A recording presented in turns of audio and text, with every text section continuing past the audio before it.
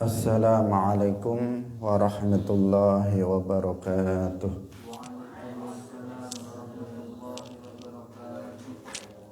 Alhamdulillahi rabbil alamin. Lahu ni'matu wa lahul fadlu wa lahul thana'ul hasan.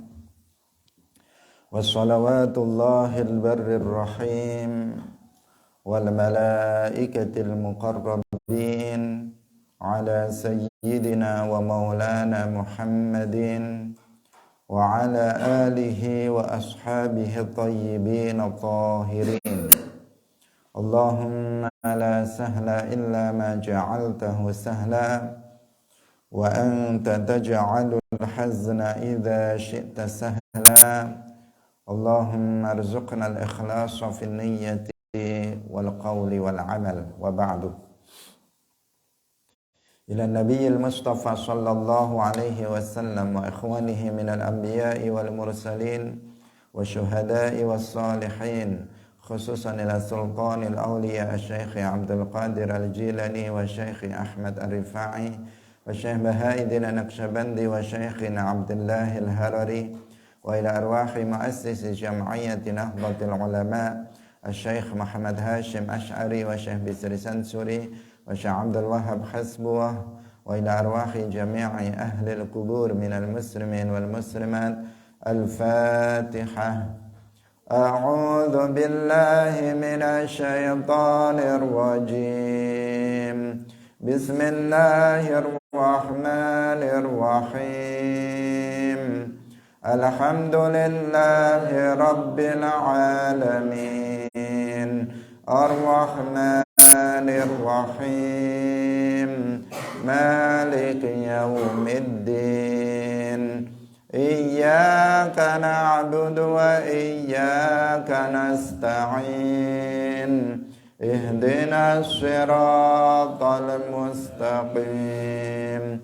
Siratal ladzina an'amta 'alaihim ghairil maghdubi 'alaihim waladdallin. Amin. Hadirin hadirat kaum muslimin muslimat pemirsa Madu TV rahimakumullah. Alhamdulillah, kita bersyukur kepada Allah Subhanahu wa taala pada pagi hari ini. Allah Subhanahu wa taala kembali mempertemukan kita dalam majelis pengajian kitab Bulughul Maram min Adillatil Ahkam. Semoga Allah Subhanahu wa taala menganugerahkan istiqamah kepada kita semuanya sehingga semakin banyak amal ketaatan yang kita lakukan dan kita nanti akan mengakhiri kehidupan kita di dunia ini dengan keimanan yang sempurna. Amin ya rabbal alamin. Salawat dan salam semoga tetap terlimpahkan kepada Nabi Agung Nabi Muhammad sallallahu alaihi wasallam, para sahabatnya, keluarganya serta seluruh umat Islam yang mengikuti beliau ila yaumil qiyamah. Hadirin rahimakumullah, mari kita ikhlaskan niat kita masing-masing bahwa kita ngaji lillahi ta'ala. Kita masuk pada pembahasan bab yang baru, yaitu babul adzan, bab yang menjelaskan tentang masalah adzan. Qala al-muallif rahimahullah an Abdullah bin Zaid bin Abdi Rabbi radhiyallahu ta'ala anhu qala tafa bi wa ana naimun rajulun faqala taqulu Allahu akbar fadzakara al-adhana bitarbi'i takbiri bighairi tarji'in wal iqamata furada illa qad qamatis shalah. Qala wasdawah sapa Abdullah bin Zaid tafa wastawaf bi kelawan engsun wa analan utawi engsun iku naimun wong kang turu sapa rajulun wong lanang Faqala mangko ngucap sapa rajul taqulu ngucap sapa sira Allahu akbar Allahu akbar. Fadzakara nuli nutur sapa rajul al adzana ing adzan bitarbi'i takbir kelawan kaping papate takbir bi ghairi tarji'in kelawan tanpa tarji'. Wal iqamata lan nutur ing iqamah furada halih siji-siji illa qad qamatis shalah kejaba lafaz qad qamatis shalah. Qala ngucap sapa Abdullah ibn Zaid falamma asbahtu tatkalane isuk sapa ingsun ataitu teka sapa ingsun Rasulullah ing Rasulullah sallallahu alaihi wasallam faqala nuli dawuh sapa Kanjeng Nabi innaha sak temene mimpi iku la ru'ya haq yakti mimpi kang bener al haditsa akhrajahu Ahmad wa Abu Dawud wa sahahahu Tirmidzi wa Ibnu Khuzaimah wa zada Ahmad fi akhirih lan nambah sapa Ahmad fi akhirih ing dalam akhire hadis qissata qauli Bilal ing kisahe ucapane Bilal radhiyallahu taala anhu fi adzanil fajri ing dalam azan subuh as-salatu khairum minan naum. Wa li bani Khuzaimah an Anas radhiyallahu taala anhu qala minas sunnati iku setengah sangking kang sunnah idza qala tatkalane ngucap sapa al muadzinu muadzin fil fajri ing dalam fajar ing dalam subuh hayya 'alal falah qala as-salatu khairum minan naum. Hadirin rahimakumullah, kita menjelaskan di sini tentang permasalahan azan.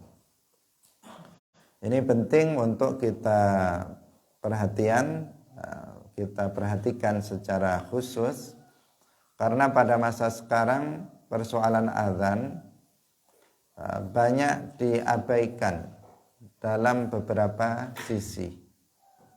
Yang pertama, banyak para muadzin itu yang tidak memperhatikan tentang masuknya waktu sholat. Jadi mereka azan asal azan. Azan asal azan tanpa kemudian mereka memperhatikan apakah waktu sholat sudah masuk atau belum. Ketika azan zuhur mereka asal azan begitu saja. Kadang dengar dari musola terdekat azan, dia langsung azan. Hanya ikut-ikutan saja tanpa memperhatikan apakah waktu sholat telah masuk atau belum. Karena itulah maka seorang muadzin itu perlu diperhatikan tentang bagaimana atau ilmu tentang masuknya waktu sholat. Kemudian yang kedua, pada masa sekarang ini juga banyak orang yang mengumandangkan azan, bukan orang ya, tetapi masjid atau mushola mengumandangkan azan, tetapi bukan orang yang azan, tapi kaset yang azan. Karena mementingkan lantunan azan yang merdu, azan yang enak. Kemudian di masjid itu nggak ada orang yang azan. Hanya ketika datang waktu sholat diputar kasetnya, kemudian berkumandang azan dengan suara yang merdu. Ada sebagian masjid yang kayak begitu. Mereka nggak punya muadzin. Setiap kali datang waktu sholat tinggal pencet kasetnya. Ada yang kayak begitu. Tentu itu juga tidak sah sebagai sebagai syiar dari salah satu syiar Islam. Kemudian juga ada yang ini sangat banyak sekarang adalah orang-orang muadzin yang melakukan tahrif dalam membaca bacaan azan. Artinya mereka membacanya secara keliru, tidak mengikuti kaidah-kaidah dalam membaca azan. Misalnya memanjangkan yang seharusnya dibaca pendek, atau memendekkan yang seharusnya dibaca panjang, atau mengeluarkan huruf tidak dari makhrajnya yang benar. Misalnya sering kita mendengar ada muadzin yang memanjangkan huruf ba dalam takbir Allahu Akbar. Dia mengatakan Allahu Akbar, Allahu Akbar. Dia memanjangkan huruf ba. Setelah huruf ba dikasih alif, berarti kalau dipanjangkan berarti dia menambah alif setelah ba. Yang harusnya akbar, dia membacanya akbar. Padahal ini kesalahan yang sangat fatal. Kesalahan yang sangat fatal karena akan merubah makna. Akbar berbeda maknanya dengan akbar. Karena akbar itu jamak dari kabarun, yang artinya adalah gendang yang besar. Kalau dibaca, kalau seseorang mengatakan Allahu Akbar, itu berarti menghina Allah. Dia mengatakan Allah itu berupa gendang yang besar. Dan itu adalah penghinaan terhadap Allah Subhanahu wa ta'ala. Jika dia tahu maknanya dan sengaja mengucapkannya, dia bisa jatuh kepada kekufuran. Karena itu para muadzin harus memperhatikan ini. Gak boleh mengatakan Allahu Akbar, gak boleh. Juga tidak boleh dia harus membacanya dibaca pendek, Allahu Akbar. Tidak boleh dibaca panjang pada baknya. Demikian juga tidak boleh membaca hamzah pada lafzul jalalah dengan dipanjangkan. Enggak boleh dia mengatakan Allahu Akbar, Allahu Akbar, misalnya dibaca panjang, Allahu Akbar, dia mengatakan begitu. Karena jika dibaca panjang di situ, maka berarti menambah hamzah. Menambah hamzah namanya hamzah al-istifham. Sehingga dari sisi makna juga akan rusak, karena maknanya di situ mengandung unsur keraguan terhadap kemahabesaran Allah. Jika dikatakan Allahu Akbar, artinya hal Allahu Akbar, apakah Allah itu maha besar? Dia akan mengatakan begitu. Apakah kekuasaan Allah itu maha besar? Dia seakan meragukan tentang kekuasaan, kebesaran kekuasaan Allah Subhanahu wa ta'ala. Maka nggak boleh dipanjangkan dari di situnya. Kemudian juga nggak boleh menambah wawu di antara Allah, lafzul jalalah, dan akbar. Sering kita mendengar muadzin dalam adzannya dia mengatakan Allahu Akbar, Allahu Akbar, ada wanya, wakbar. Ini juga keliru. Seorang muadzin harus belajar bagaimana dia melafalkan, membaca lafaz-lafaz azan. Kemudian juga sering dalam syahadat yang harusnya asyhadu alla ilaha illallah, dia membacanya lahnya dibaca pendek. Sering sekali kita mendengar muadzin yang membaca seperti itu. Dia mengatakan asyhadu alla ilaha illallah, dia lahnya dipendekkan yang harusnya dipanjangkan. Itu juga sangat membahayakan. Karena yang asalnya maknanya itu tidak ada yang disembah dengan hak selain hanya Allah, kemudian menjadi benar-benar ada yang disembah dengan hak selain Allah. Maknanya berubah seperti itu jika dikatakan dibaca atau jika dibaca dengan pendek. Maknanya menjadi rusak. Karena itulah maka seorang muadzin itu enggak boleh dari kalangan orang yang bodoh. Muadzin harus orang yang sudah belajar bagaimana cara mengetahui masuknya waktu sholat, dan bagaimana melafalkan bacaan-bacaan azan dengan pelafalan yang benar. Hadirin rahimakumullah, pada hadis yang pertama, kita kembali kepada hadis. Pada hadis yang pertama ini disebutkan tentang asal muasal adanya azan dengan lafal yang sekarang kita kenal, yaitu bahwasanya Abdullah ibn Zaid ibn Abd Rabbih itu bermimpi. Beliau bermimpi bahwa beliau tawaf bersama seorang laki-laki, kemudian orang itu mengatakan, katakanlah Allahu Akbar, Allahu Akbar, kemudian menyebut azan sampai akhir. Jadi laki-laki itu mengajari dia untuk mengumandangkan azan, lafal azan mulai dari takbir Allahu Akbar, Allahu Akbar, bitarbi'at takbir, artinya 4 kali. Allahu Akbar, Allahu Akbar, diam. Allahu Akbar, Allahu Akbar, kan 4 kali. Takbirnya 4 kali. Namanya bitarbi'at takbir. Bi ghairi tarji'in, tanpa tarji'. Kalau tarji' itu adalah maknanya dia mengulangi 2 kali, membaca 2 kalimat syahadat dengan suara keras setelah diucapkan secara lirih. Jadi diucapkan lirih dulu 2 kalimat syahadat, kemudian diulangi lagi dengan suara keras. Itu namanya tarji'. Dikatakan di sini dalam hadis yang pertama ini tanpa ada tarji'. Kemudian laki-laki itu mengajari lagi iqamah. Kalau iqamah satu-satu. Allahu Akbar.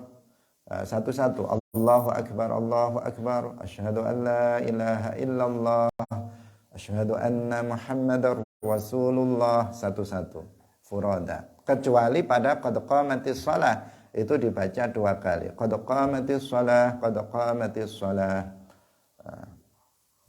qad qamatis shalatu, ya, bukan, karena saya pernah dengar qad qamatis sholati, ada yang membaca seperti itu. Qad qamatis sholatu, qad qamatis shalah. Kalau diwakafkan qad qamatis shalah, qad qamatis shalah. Satu-satu, kecuali pada qad qamatis shalah. Ketika pagi, kemudian Abdullah ibn Zaid ini datang kepada Nabi menceritakan mimpi beliau. Menceritakan mimpi beliau, kemudian Nabi mengatakan itu adalah mimpi yang benar. Kemudian itu diamalkan, dijadikan sebagai lafal azan yang resmi. Artinya Nabi menyetujui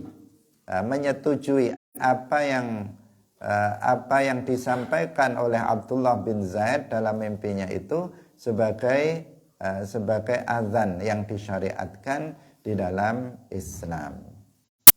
Hadirin rahimakumullah, mimpi itu memang macam-macam, ya.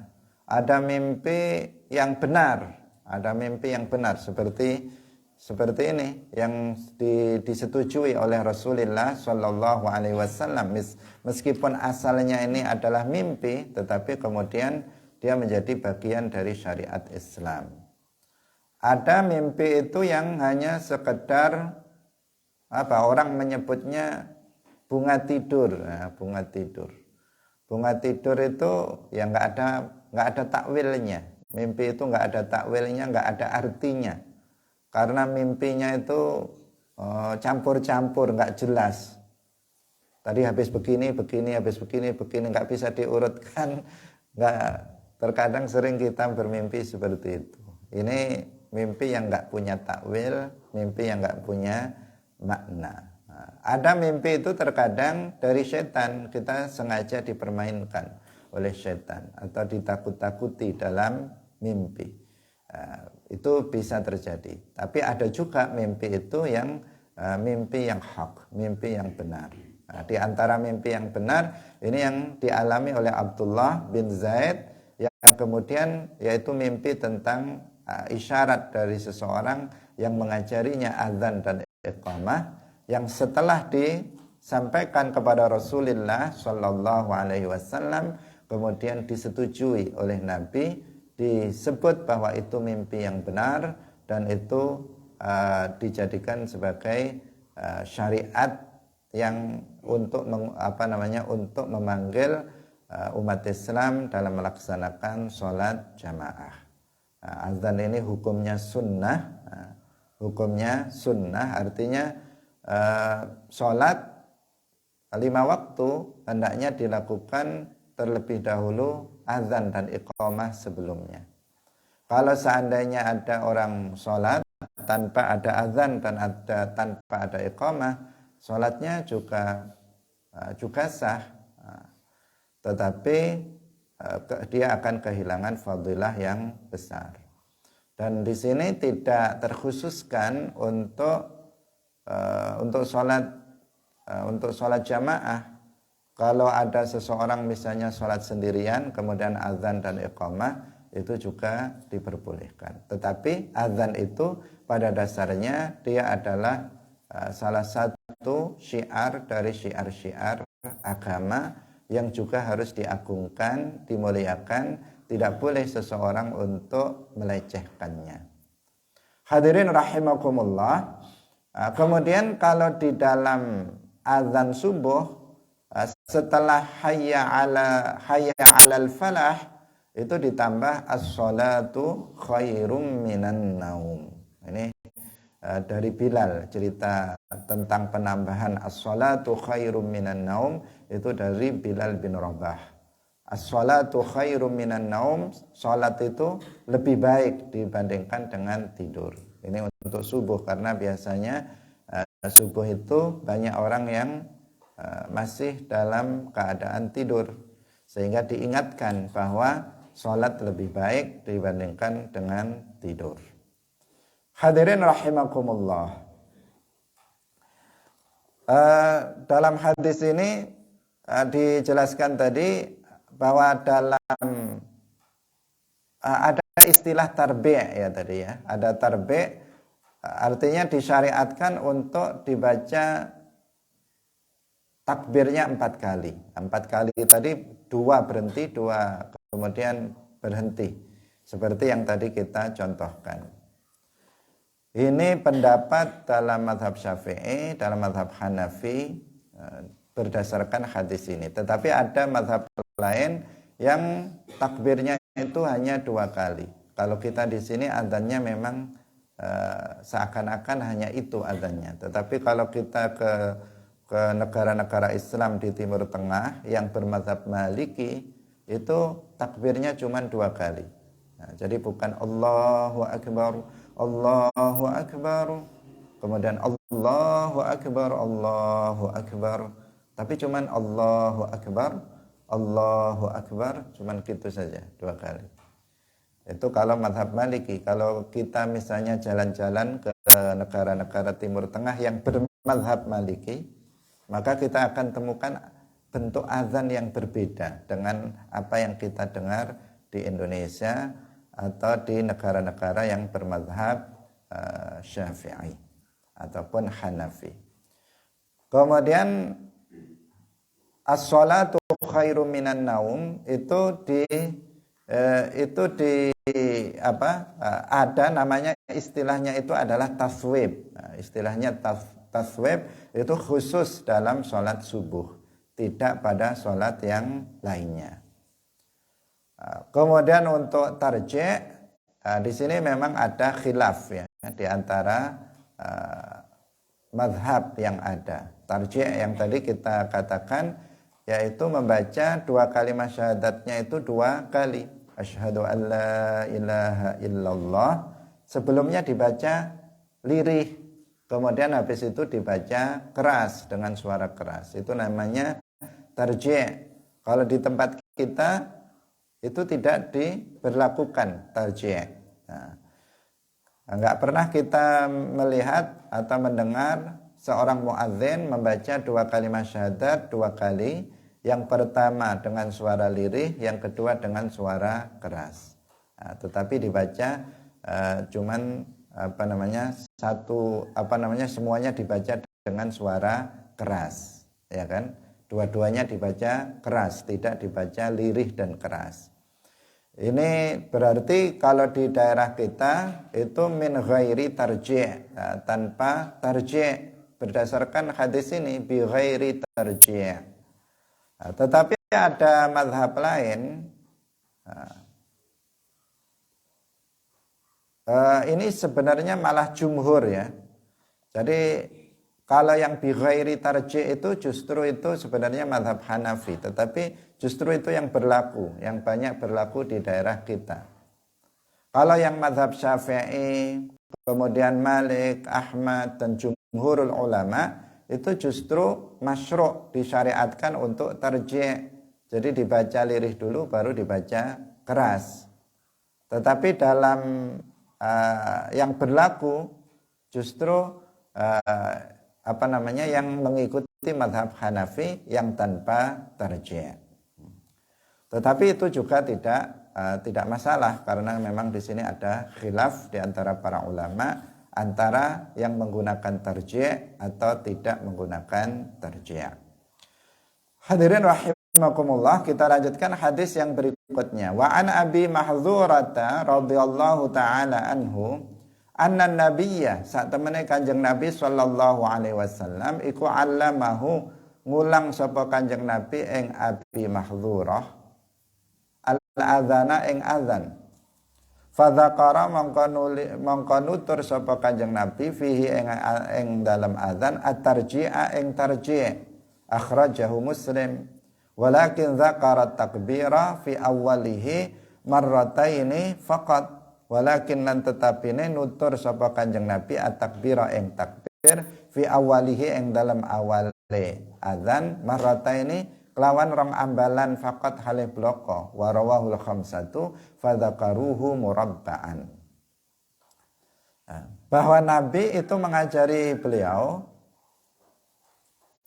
Abi Mahdzurah adzan. Kemudian beliau menyebutkan dalam adzan itu tarji'. Nah, beda dengan yang tadi itu. Di riwayat yang pertama bi ghairi tarji', tapi dalam hadis yang ini fadzakara fihi at-tarji'. Memang dari hadisnya ada khilaf di antara ada perbedaan redaksi di sini dalam hadis pertama dan hadis kedua. Pada hadis pertama bi ghairi tarji', pada hadis kedua fihi tarji'. Sehingga kalau kemudian ada khilaf di antara para ulama mazhab, maka itu sesuatu yang wajar. Tarji' itu tadi apa? Yaitu pertama dua kalimat syahadat itu dibaca lirih, kemudian yang kedua dibaca keras. Itu namanya tarji'. Yang berlaku di kita dibaca keras semua, dua-duanya dibaca keras. Asyhadu an la ilaha illallah dibaca keras, kemudian dibaca keras lagi. Kalau pakai tarji' itu dibaca lirih dulu baru keras.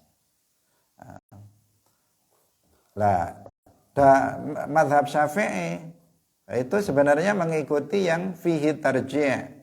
Tetapi kita meskipun bermazhab Syafi'i, pada faktanya yang dipraktekkan ternyata kebanyakan para muadzin itu tidak tarji' bi ghairi tarji', berarti mengikuti mazhab Hanafi, mengikuti hadis yang pertama tadi.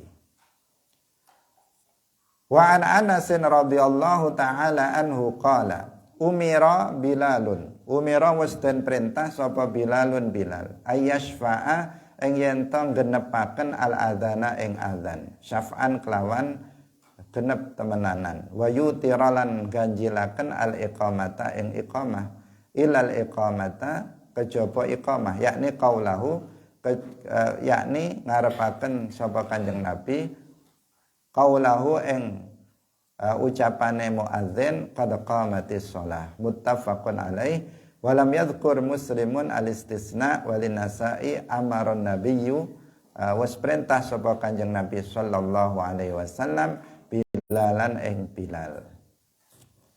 Jadi lafadznya berbeda-beda. Kalau di di Nasai, riwayat Nasai itu amaron nabiyyu Bilalan. Kalau dalam riwayat yang ini muttafaqun alaih Bukhari Muslim umiro Bilalun. Ada amaro Bilalan, ada umiro Bilalun. Kemudian dalam Muslim itu enggak ada istisna, enggak ada illa wa yutiral iqamata, gitu saja. Dalam Bukhari itu yutiral iqamata illal iqamata, yakni qaulahu qad qamatis shalah. Hadirin rahimakumullah, dalam hadis ini dijelaskan bahwa ada azan dan ada iqamah. Yang pertama dikatakan umira Bilalun ayyashfa'al azan. Kita tahu Bilal adalah salah satu dari muadzin Rasulullah, bukan satu-satunya, karena muadzin Rasulullah ada beberapa. Di antaranya ada Abdullah ibnu Ummi Maktum yang buta, itu juga muadzin Rasulullah sallallahu alaihi wasallam. Disebutkan di situ bahwa dalam azan itu Bilal diperintahkan untuk ayashfa. Syafa itu artinya genap.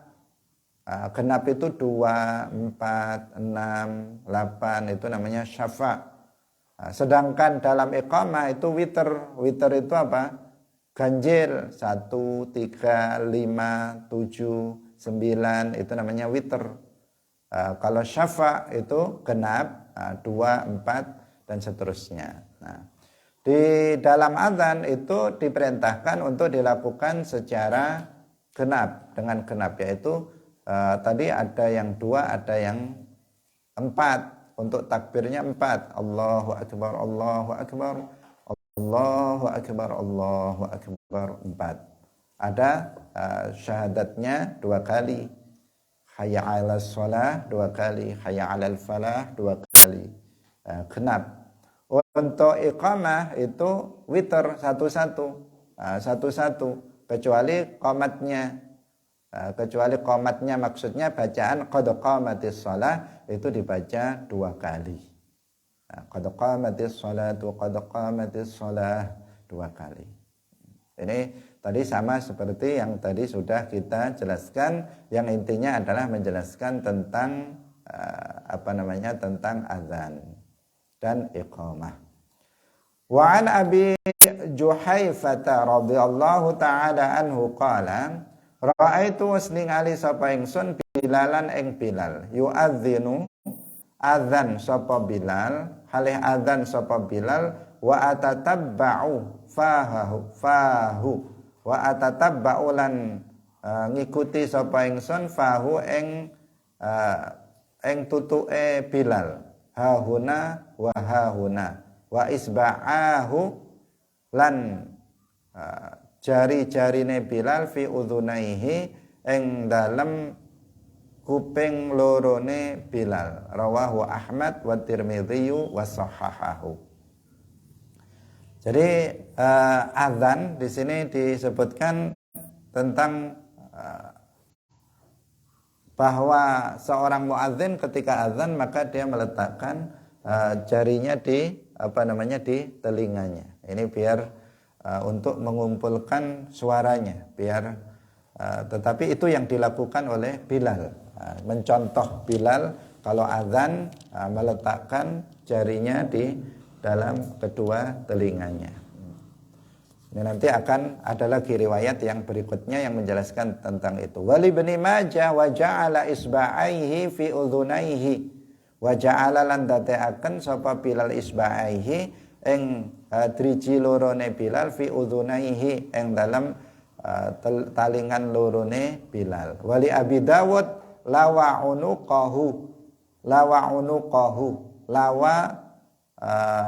malingaken sapa Bilal unuqahu ing gulune Bilal lama balagha tatkalane tumeka sapa Bilal hayya 'alas shalah yaminan ing tengen wasimalan lan ing kiwa walam yastadir lan ora muter sapa Bilal wa asluhu fis sahihain. Jadi pertama ketika azan jarinya diletakkan di telinga kalau bentuknya ininya bermacam-macam ya, bermacam-macam. Artinya bermacam-macam riwayat, apakah begini saja, apakah begini atau begini, itu bermacam-macam riwayat yang menyebutkan. Seperti orang yang meletakkan kedua tangannya ketika sholat. Ada yang di bawah dada, di atas pusar seperti dalam mazhab Syafi'i. Ada yang diletakkan tangannya itu di bawah pusar. Tapi tidak ada riwayat mazhab yang mengatakan bahwa tangannya itu diletakkan di sini seperti orang Wahabi. Itu nggak ada. Itu ngarang ya. Tapi yang ada dalam mazhab 4 itu yaitu diletakkan di antara di bawah dada atau di atas pusar, di bawah dada, di atas pusar, atau ada juga yang di bawah pusar. Itu mazhab yang menyatakan begitu ada. Tapi tadi saya ulang yang kayak Wahabi tangannya diletakkan di dada begini itu nggak ada. Karena orang Wahabi ya sering buat-buat sendiri, buat-buat sendiri yang nggak ada dalilnya, nggak ada dasarnya, atau dilakukan secara salah faham. Demikian juga tentang cara misalnya mengacungkan jari ketika tasyahud, itu juga beda-beda, beda-beda. Ada yang begini, ada yang begini, ada yang begini.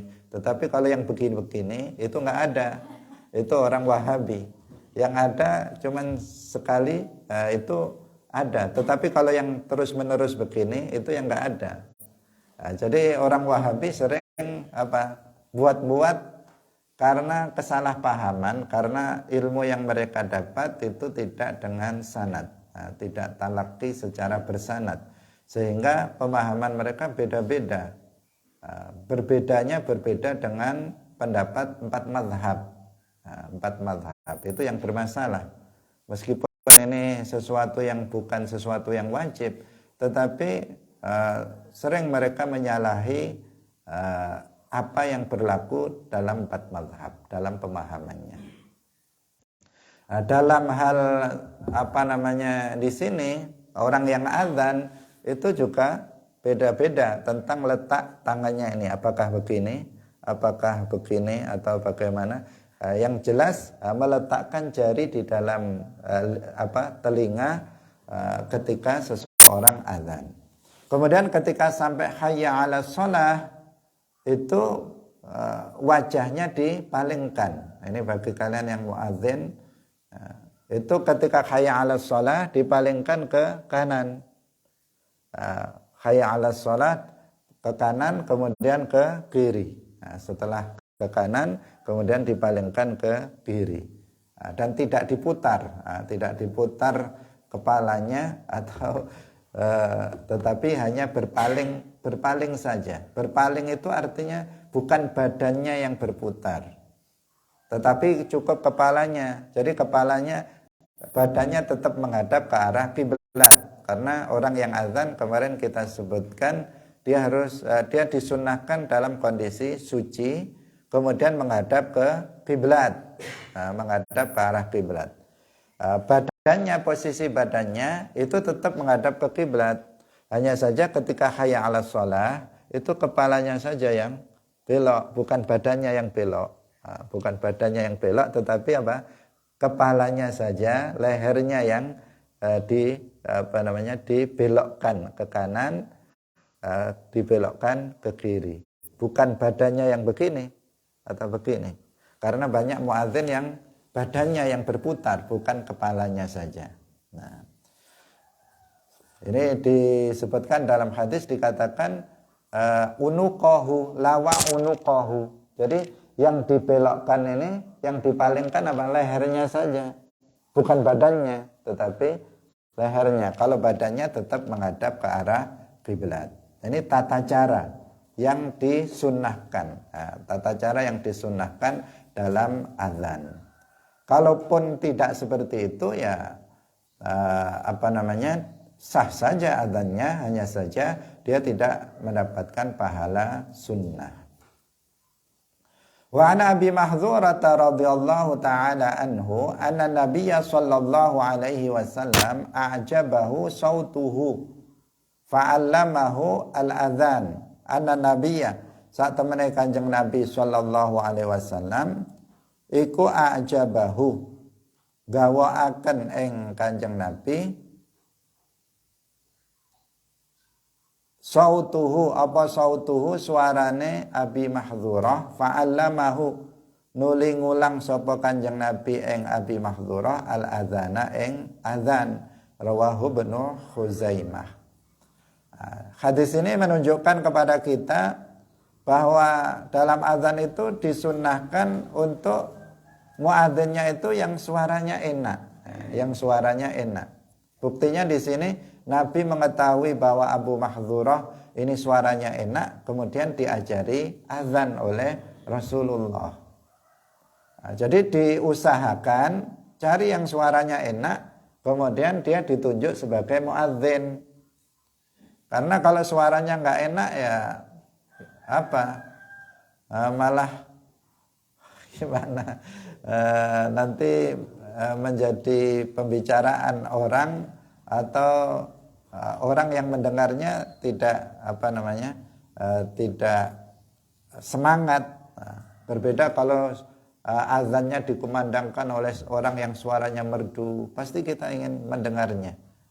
Kita ingin dengan seksama, dengan penuh perhatian kita mendengarkan bagaimana dia azan. Misalnya kita ada muadzin yang suaranya merdu. Tapi kalau muadzinnya asal bunyi saja, asal bunyi suaranya nggak enak, kita mendengarnya juga malas pada umumnya orang. Pada umumnya orang malas. Bahkan ada yang telinganya ditutup dengar azan. Suaranya nggak enak sekali misalnya. Jadi makanya di sini disunnahkan muadzin itu dipilih dari orang yang suaranya enak, suaranya merdu. Kalau mengumandangkan azan itu merdu. Tetapi ingat tadi tidak cukup hanya merdu, tetapi dia juga harus bisa membacanya dengan benar. Kalau suaranya merdu tetapi salah bacanya, ya itu tidak boleh. Suaranya enak, kalau didengarkan ternyata salah semua. Sering seseorang kita menemui orang begitu membaca Al-Quran, waktu tadarus misalnya membaca Al-Quran didengar sekilas dari jauh, enak sekali bacaannya. Ketika didekati didengar betulan, salah semua bacaannya. Jadi suara merdu tidak cukup. Suara merdu harus diimbangi, diimbangi dengan bacaan yang benar. Makanya Nabi tahu Abu Mahdzurah suaranya enak, kemudian diajari untuk membaca, melafalkan azan yang benar. Kemudian baru beliau bisa azan. Harus diajari, bukan sekedar suaranya enak kemudian langsung azan. Wa an Jabir bin Samurah radhiyallahu taala anhu qala sholaitu wa salat sapa ingsun ma'an nabiyyi sartane Kanjeng Nabi sallallahu alaihi wasallam al-idaini ing riyaya loro ghaira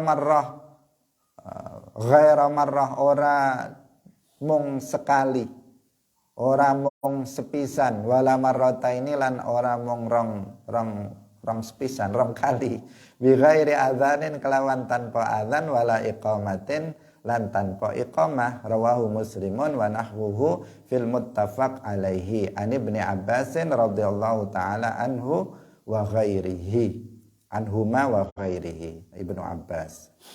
Hadirin rahimakumullah, azan itu hanya dalam salat 5 waktu. As-shalawat al-mafruḍah, zuhur, asar, maghrib, isya, subuh itu yang ada azannya. Kalau dalam sholat sunnah maka tidak ada azan. Dalam sholat sunnah itu tidak ada azannya. Sehingga bacaan panggilan untuk sholat sunnah yang disyariatkan berjamaah itu adalah as-sholatu jami'ah. Jadi sholat sunnah ada yang dianjurkan untuk berjamaah, ada yang tidak dianjurkan untuk berjamaah. Enggak semua sholat itu dianjurkan berjamaah. Sholat duha enggak dianjurkan untuk berjamaah, sholat sendiri-sendiri. Sholat sendiri-sendiri, sholat tahajud, sholat malam dianjurkan sendiri-sendiri, bukan berjamaah. Kalau sholat tarawih dianjurkan berjamaah. Sholat Idul Fitri, sholat Idul Adha dianjurkan untuk berjamaah. Sholat gerhana dianjurkan untuk berjamaah. Tetapi ada sholat sunnah yang dianjurkan untuk sendiri, bukan berjamaah. Seperti qabliyah, ba'diyah, qabliyah subuh misalnya, ba'diyah maghrib, qabliyah maghrib, tidak dianjurkan untuk berjamaah. Karena belakangan ini ada model-model kayak begitu, alasannya untuk mendidik biar kompak, kita kalau sholat qabliyah dan ba'diyah jamaah saja. Memang kompak, tapi kompak nggak benar karena menyalahi aturan. Menyalahi aturan. Jadi mereka habis sholat maghrib langsung sholat bareng-bareng jamaah qabliyah ba'diyah maghrib. Ada sekarang model seperti itu. Dengan alasan mendidik itu tidak dibenarkan. Pertama, itu adalah amalan yang sunnah. Yang kedua, untuk mendidik tidak dengan cara yang seperti itu. Kalau sholat duha itu sudah lama diberlakukan. Terkadang di sekolah, di tempat-tempat tertentu diberlakukan jamaah sholat duha. Padahal sebenarnya sholat duha itu juga tidak disyariatkan untuk dilakukan secara berjamaah. Bisa dilakukan sendiri-sendiri dengan pengawasan untuk mendidik mereka agar melaksanakan sholat duha misalnya. Nah, kalau dalam sholat-sholat sunnah yang disyariatkan untuk berjamaah itu tidak ada azannya.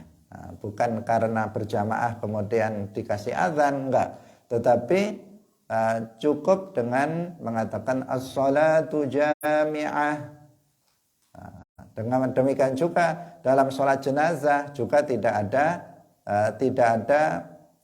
azan dan iqamahnya. Jadi yang ada hanya dalam sholat 5 waktu. Dalam sholat sunnah itu tidak termasuk dalam sholat tarawih. Dalam sholat tarawih, makanya dalam sholat tarawih itu panggilannya adalah as-sholatu jami'ah. Jangan lupa untuk itu. Biasanya ada yang disebut dengan bilalnya itu mengatakan sallu sunnatat tarawih raka'ataini jami'atan rahimakumullah. Jami'ah, as-salatu jami'ah itu panggilan jamaah untuk sholat sunnah yang memang dianjurkan untuk dilakukan secara berjamaah. Hadirin rahimakumullah, kita lanjutkan hadis berikutnya. Wa an Abi Qatadah radhiyallahu taala anhu fil hadits tawil, yang dalam hadis kang to wa fi naumihim anis shalah, fi naumihim yang dalam turune para sahabat anis sholati saking salat. Tsumma adzana Bilalun, nuli adzan sapa Bilal, fa shalla nuli salat sapa Rasulullah sallallahu alaihi wasallam kama kana kaya oleh ana sapa Kanjeng Nabi, yasna'u gawe sapa Kanjeng Nabi kula yaumin ing dalam saben-saben dina. Rawahu Muslim. Hadis ini menunjukkan meskipun sholatnya itu qadha, itu tetap disunahkan untuk azan. Pernah Nabi dengan rombongan itu semuanya telat bangunnya.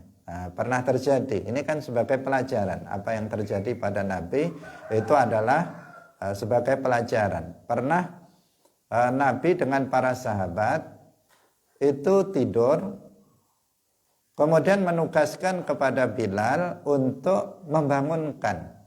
Nanti kalau datang waktu sholat agar beliau membangunkannya. Ternyata apa yang terjadi? Karena saking ngantuknya seluruhnya tidur, begitu bangun seluruhnya sudah habis waktunya. Nah, pernah terjadi, termasuk Nabi juga terlambat dari waktu sholat. Dan ini menunjukkan kalau seseorang itu kelewat waktu karena tidur, itu tidak dosa. Nah, tidak dosa. Kalau misalnya seseorang sebelum subuh dia tidur, kemudian terlelap, bangun-bangun jam 7 pagi. Nah, dia sama sekali tidak sadar, tidak menemui waktu subuh. Nah, maka dia tidak berdosa. Dia tidak berdosa karena itu. Meskipun sholatnya juga qadhaan. Karena ini pernah terjadi pada Nabi. Nabi bersama para sahabat, ada yang ditugasi yaitu Bilal untuk membangunkan. Ternyata saking ngantuknya Bilal ketiduran juga. Akhirnya semuanya telat bareng-bareng termasuk Rasulullah Shallallahu Alaihi Wasallam. Setelah semuanya telat, apa yang dilakukan? Bilal azan seperti biasa. Azan, iqamah, kemudian sholat jamaah, qadhaan bareng-bareng. Ini menunjukkan apa? Bahwa azan dan iqamah meskipun qadhaan itu tetap disyariatkan. Nah, karena setiap apa yang terjadi pada Nabi itu semuanya adalah dalam rangka untuk mengajar, untuk mengajari umatnya.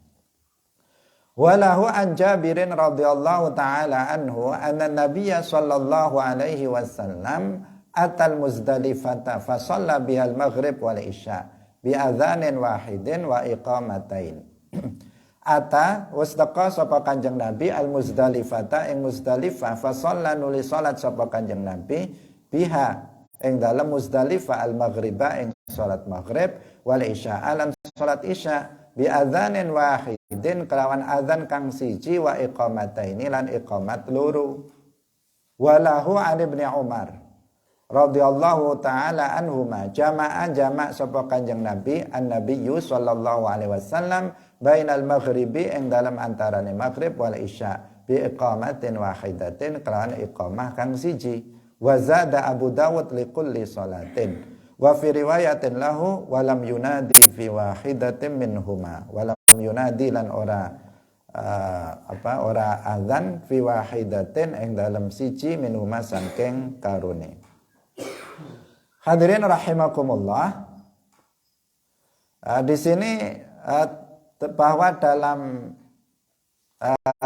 sholat jamak, di sini Nabi melakukan jamak takhir. Maghrib dengan isya, beliau melakukannya di waktu isya. Di Muzdalifah, dalam sholat jamak itu juga di jamak takhir, khususnya dalam konteks hadis ini, bahwa tetap dilakukan azan, tetap disyariatkan azan. Nah, meskipun dalam sholat jamak takhir maghrib dengan isya. Azannya kalau dalam hadis ini disebutkan azannya itu 1 kali, kemudian iqamahnya 2 kali. 2 kali berarti setiap azan, setiap sholat. Jadi pertama azan, ini jamak takhir ya, jamak takhir untuk maghrib dengan isya dalam konteks hadis ini. Azan, kemudian iqamah untuk sholat maghrib. Selesai maghrib, kemudian iqamah lagi untuk sholat isya. Jadi iqamahnya setiap sholat ada iqamahnya.